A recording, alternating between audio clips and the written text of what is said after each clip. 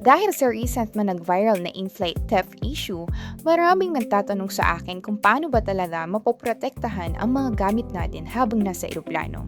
Kaya heto ang personal tips ko bilang frequent traveler.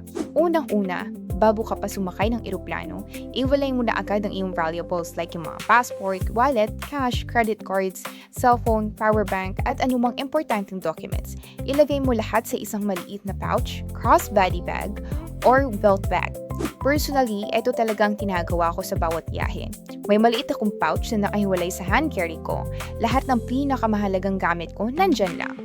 Pag nasa loob po kayo ng aircraft, huwag mong ilagay ang pouch na iyon sa overhead compartment. Huwag mo ring iwan sa backpack na nasa ilalim ng upuan kung nandyan ang passport at wallet mo.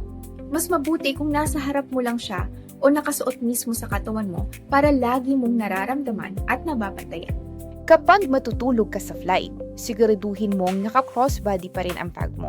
O kaya ilagay mo ang strap sa ilalim ng seatbelt o sa paa mo para hindi bastang-basta mahina ng hindi mo namamalayan. Kung pupunta ka naman sa lavatory, kung kaya naman, dalhin mo ang maliit mong pouch. Huwag mong iwan ang passport, wallet at cellphone sa upuan habang wala ka. At isa pang tip, iwasang ilabas ang malaking halaga ng cash habang nasa eroplano. Kung kukuha ka ng wallet, gawin ito lang discreet para hindi alam ng ibang tao kung anong laman ng bag mo.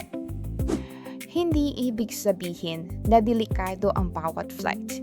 Millions of passengers travel safely every day. Pero gaya ng pag-iingat natin sa airport at sa ibang public places, magandang maging maingat din habang nasa eroplano.